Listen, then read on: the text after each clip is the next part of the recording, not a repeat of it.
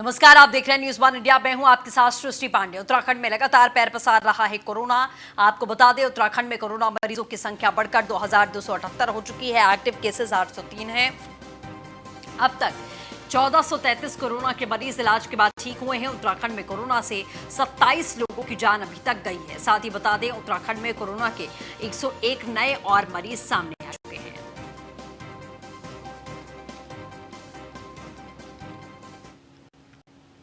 101 नए मरीज उत्तराखंड में सामने आए हैं। आपको अपडेट दें, 27 लोगों की अभी तक मौत हुई है।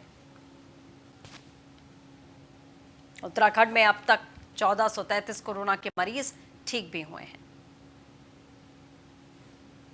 803 उत्तराखंड में कोरोना के एक्टिव केसेस हैं।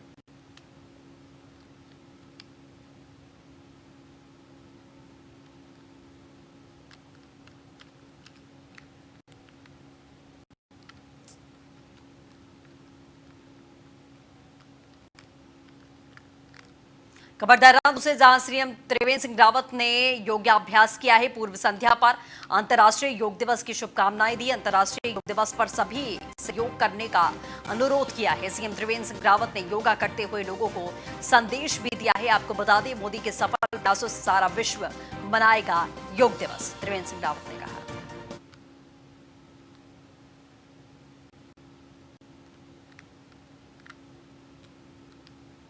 तो उत्तराखंड के सीएम त्रिवेंद्र सिंह रावत को योगा करते हुए आप यहां देख सकते हैं।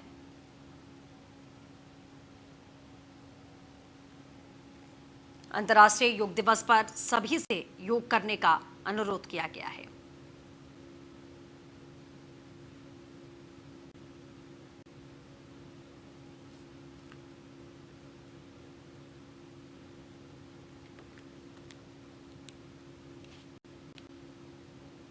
जून विश्व योग दिवस पर आप सबको बहुत बहुत शुभकामनाएं।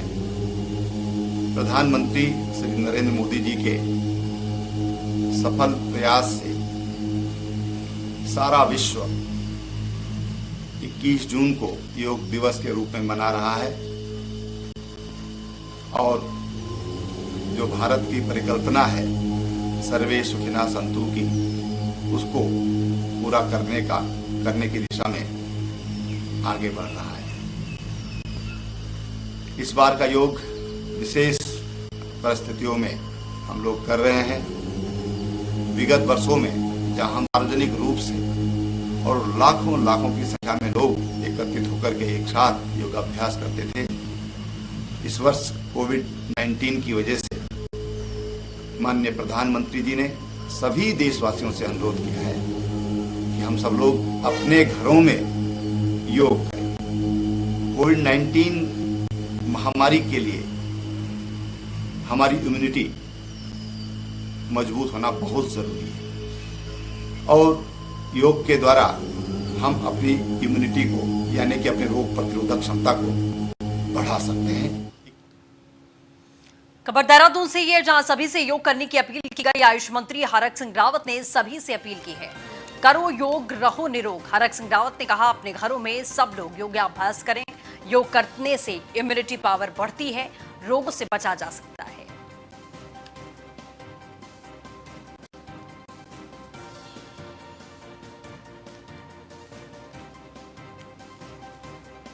21 जून को अंतर्राष्ट्रीय योग दिवस के अवसर पर कोरोना महामारी के कारण प्रधानमंत्री जी के आह्वान पर हम सब लोग, पूरा उत्तराखंड अपने अपने घरों में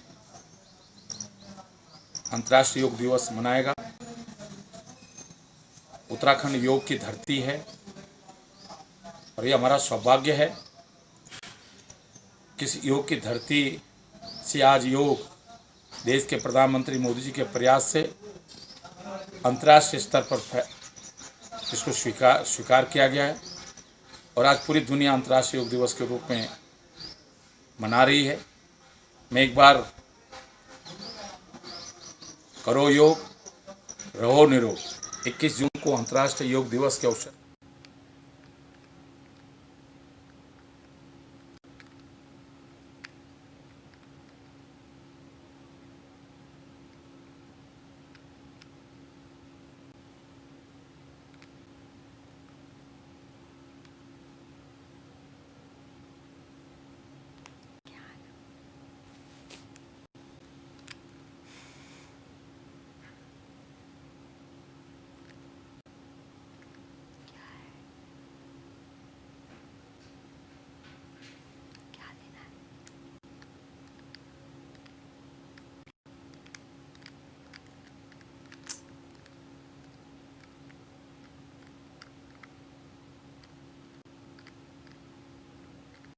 डालवाला के निवासी जिस सीवेज ट्रीटमेंट प्लांट से निकलने वाले पानी की बदबू से परेशान थे, उस समस्या का निस्तारण अधिकारियों ने कृषि मंत्री सुबोध उनियाल के निरीक्षण से पहले करा दिया है।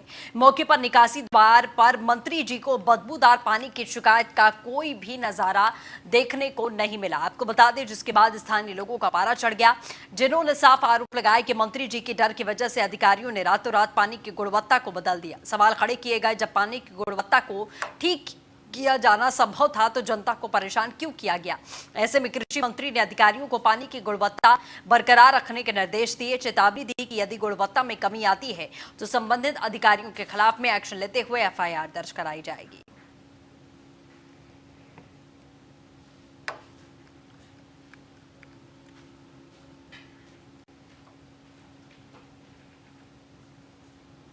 खबर देहरादून से, जहां एग्जाम फीस को लेकर बने दो गुट। कोरोना संकट में स्कूली शिक्षा से लेकर कॉलेज की शिक्षा प्रभावित हुई है। उच्च शिक्षा में एक सेमेस्टर से दूसरे सेमेस्टर में प्रमोट किया जा रहा है। एनएसयूआई और अन्य छात्रों का कहना है कि फीस वापसी होनी चाहिए। एबीवीपी से जुड़े छात्रों का कहना है कि फीस वापसी की जरूरत नहीं है। एक सेमेस्टर से दूसरे सेमेस्टर में प्रमोट करने की प्रक्रिया चल रही है। सभी छात्रों से ऑनलाइन जमा कराई जा रही है एग्जाम की फीस। प्रभावित छात्रों का कहना है कि फीस नहीं ली जानी चाहिए। विरोध में खड़े छात्रों का कहना है कि सेमेस्टर प्रमोट करने में पैसा खर्च होगा।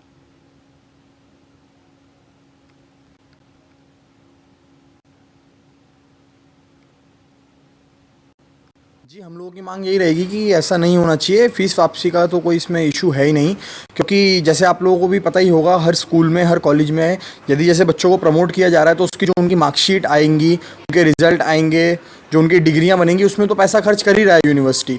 और जैसा कि मोदी जी का आह्वान है कि हर टीचर को, हर कॉलेज के प्रोफेसर को उनकी जो वो है सैलरी वो देनी पड़ेगी, तो इस चीज़ में भी खर्चा यूनिवर्सिटी कर ही रही है। तो इसमें फ़ीस मांग की वापसी मेरे को लगता नहीं है कि आवश्यक है। मेरी यह मांग रहेगी गढ़वाल विश्वविद्यालय की कुलपति से कि जैसा कि उन्हें पता है, लॉकडाउन के चलते जो बच्चे मध्यवर्गीय परिवार से आते हैं या जो बच्चे फ़ीस नहीं दे पाएंगे, उनकी फ़ीस माफ़ करनी चाहिए। क्योंकि आपको पता ही होगा, सभी लोगों को पता है कि गढ़वाल विश्वविद्यालय के जो बच्चे हैं मध्यम वर्गीय परिवार से आते हैं और इस लॉकडाउन के चलते वो अपनी फ़ीस नहीं दे सकते हैं। तो गढ़वाल विश्वविद्यालय की कुलपति से मेरी यही मांग रहेगी कि जो ये फ़ीस ली गई है, परीक्षा फ़ीस ली गई है, उसे माफ़ कर दिया जाए। मेरी कृषि उत्पादन मंडी समिति में कोरोना के मरीज मिलने के बाद से स्थानीय लोगों में डर का माहौल है। महिलाओं की यदि बात की जाए तो वो फुटकर विक्रेताओं से सब्जी खरीदने से भी डर रही हैं। महिलाओं का साफ तौर पर कहना है कि घर पर सब्जी के साथ में कोरोना खरीद कर ले जाने से बेहतर है कि दाल ही पकाकर खा ले। महिलाओं के ये जवाब सुनने के बाद अंदाजा लगाया जा सकता है कि किस प्रकार कोरोना ने शहरवासियों को डरा कर रखा है। तस्वीरों में आप देख सकते हैं, फेरी वाले सब्जी विक्रेता ग्राहकों के इंतजार में किस प्रकार खाली बैठे हैं।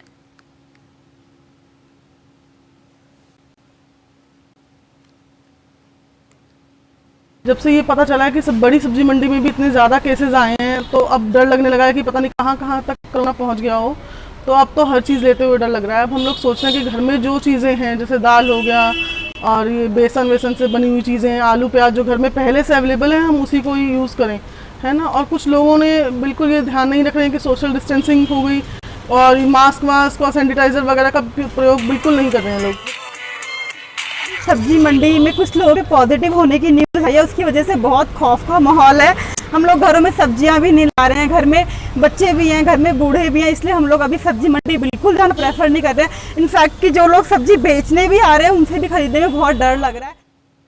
देहरादून से खबर, इस साल होने वाली कांवड़ यात्रा को स्थगित किया गया। 3 राज्यों के मुख्यमंत्रियों की बैठक में फैसला किया गया। सीएम त्रिवेंद्र सिंह रावत, सीएम योगी आदित्यनाथ और सीएम मनोहर लाल खट्टर ने एक साथ मीटिंग की थी।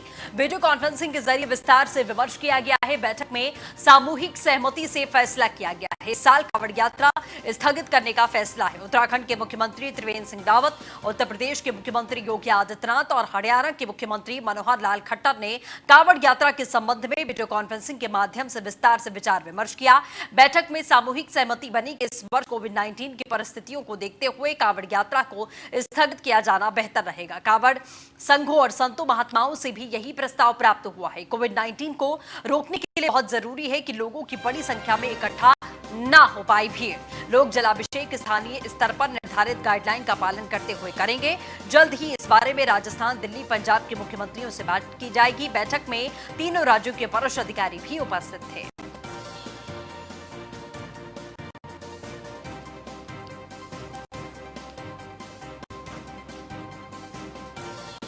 तो कांवड़ यात्रा जो हर साल बड़ी ही धूमधाम के साथ मनाई जाती है, लेकिन इस साल उस पर भी प्रभाव पड़ेगा। कांवड़ यात्रा को स्थगित कर दिया गया है। मुख्यमंत्री त्रिवेंद्र सिंह रावत, उत्तर प्रदेश के मुख्यमंत्री योगी आदित्यनाथ और हरियाणा के मुख्यमंत्री मनोहर लाल खट्टर ने कांवड़ यात्रा पर वीडियो कॉन्फ्रेंसिंग की है, विचार विमर्श किया है और यही फैसला सभी को ठीक लगा। साधु संतों से भी बातचीत की गई, उन सभी को यही फैसला ठीक लगा कि कांवड़ यात्रा नहीं होनी चाहिए।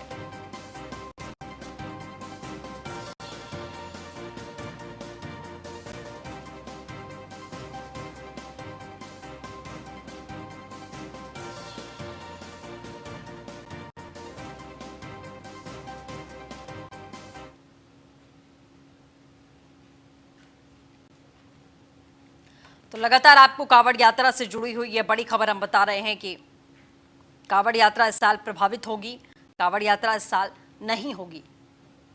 स्थगित कर दिया गया है। 3 राज्यों के मुख्यमंत्रियों ने एक साथ बैठक की और बैठक में यह बड़ा फैसला किया गया है कि कांवड़ यात्रा इस साल नहीं होगी। सीएम त्रिवेंद्र सिंह रावत, उत्तर प्रदेश के सीएम भी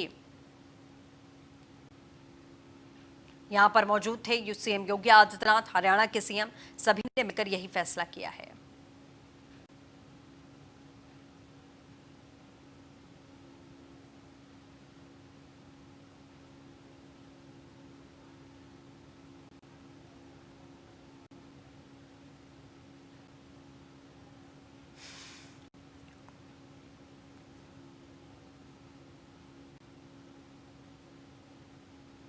तो लगातार आपको ये हम खबर बता रहे हैं, कांवड़ यात्रा जो हर साल बड़े धूमधाम के साथ मनाई जाती थी, इस साल कांवड़ यात्रा नहीं होगी।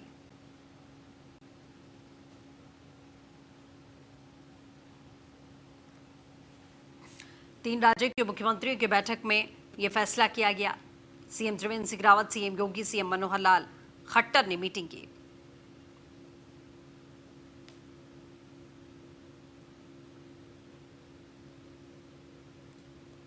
फहीम तना, रेजिडेंट एडिटर, हमारे साथ में जुड़ चुके हैं। फहीम, क्या कुछ जानकारी है? कांवड़ यात्रा को स्थगित किया गया, आपसे विचार विमर्श के साथ में। बिल्कुल, देखिए, क्योंकि कांवड़ यात्रा सावन में शुरू होती है और हर साल इसमें लाखों की तादाद में श्रद्धालु आते हैं। उत्तर प्रदेश, हरियाणा, दिल्ली, पंजाब और अलग जगहों से, के इलाकों से आते हैं और बड़ी तादाद होती है। हरिद्वार में जलाभिषेक करते हैं, जल लेते हैं और फिर अपनी पूरी यात्रा के बाद जाते हैं।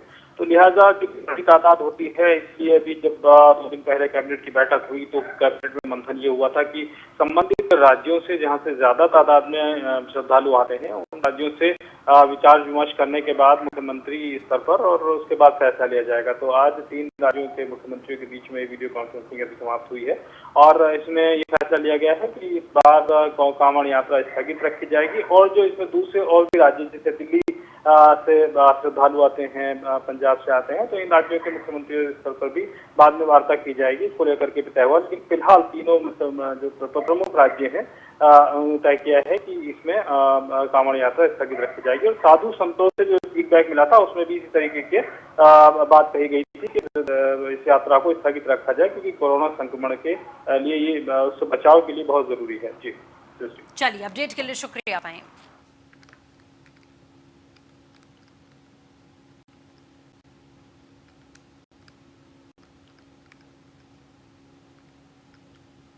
तो वहीं मुख्यमंत्री त्रिवेंद्र सिंह रावत ने राज्य में साल भर पर्यटन के लिए एक्शन प्लान बनाने का निर्देश जारी कर दिया है। विशेष तौर पर यात्रा मार्ग पर स्थित पर्यटन स्थलों में यात्रा अवधि के अलावा भी पर्यटन को बढ़ावा दिए जाने की आवश्यकता है। श्री बद्रीनाथ धाम के प्रस्तावित मास्टर प्लान पर तीर्थ पुरोहितों और साथ ही स्थानीय लोगों के सुझाव भी प्राप्त किए जाएंगे। मुख्यमंत्री ने प्रदेश में पर्यटन गतिविधियों को बढ़ाने के संबंध में सलाहकार लोहानी ने उत्तराखंड पर्यटन को ब्रांड के रूप में विकसित किए जाने की आवश्यकता बताई है। उन्होंने प्रदेश की समृद्ध वाइल्ड लाइफ में भी पर्यटन की काफी संभावना बताई है। देहरादून में साल भर के लिए एक्शन प्लान तैयार करने के निर्देश मुख्यमंत्री त्रिवेंद्र सिंह रावत ने निर्देश दिए हैं। श्री बद्रीनाथ धाम के मास्टर प्लान का प्रस्तुतिकरण किया जाएगा। पर्यटन गतिविधियों को बढ़ाने के संबंध में चर्चा होगी।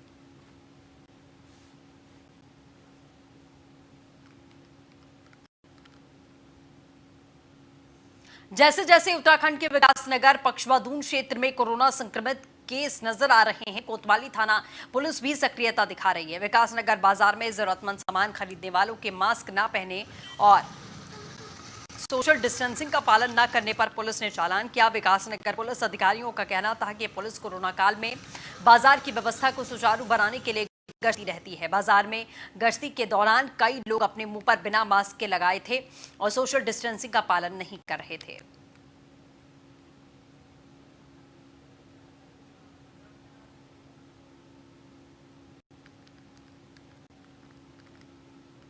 प्रतिदिन का हमारा कार्य है। हमारी पुलिस टीम प्रभारी निरीक्षक महोदय के दिशा निर्देश पे प्रतिदिन बाजार में जो वाहन अतिक्रमण कर वाइट लाइन से बाहर रहते हैं उनके चस्पा चालान होते हैं। एमवी एक्ट में जो व्यक्ति बिना हेलमेट और उनकी भी चेकिंग होती है, उनके विरुद्ध भी कार्रवाई जारी है। और विदाउट मास्क में जो घूमते हुए मिलते हैं उनके विरुद्ध भी हम 81 पुलिस एक्ट में प्रभावी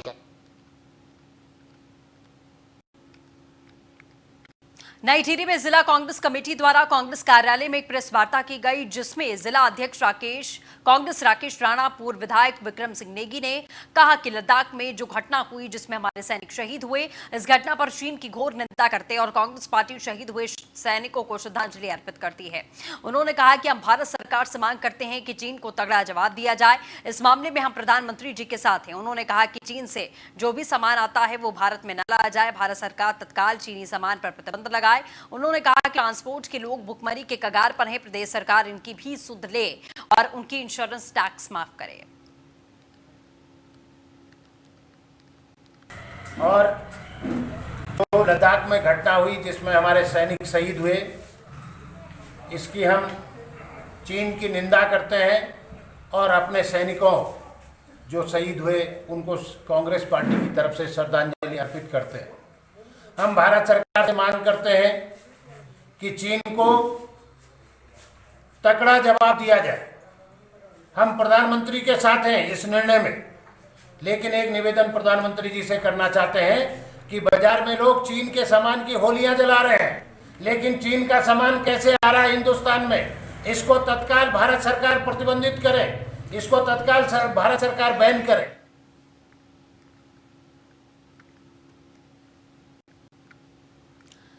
तो लगातार आपको बता दें, चीन द्वारा भारतीय सैनिकों पर किए गए हमले का विरोध पूरे देश में हो रहा है, तो वहीं अब व्यापारियों में भी चीनी उत्पादों का विरोध करना शुरू कर दिया गया है, जिसके चलते व्यापारियों ने अपनी दुकान के बाहर पोस्टर लगाकर चीनी सामान का बहिष्कार किया। आपको बता दें, भारतीय बाजार में चीन में बने करोड़ों रुपए के सामान को बेचा जाता है, जिसका फायदा चीन जमकर उठाता है। व्यापारियों ने केंद्र सरकार से भारत में बने सामान पर टैक्स कम करने और चीन से आने वाले सामान पर अत्यधिक टैक्स बढ़ाने की मांग की है, जिससे लोग भारत में बने सामान को खरीदें, चीन को हराने में मदद करें।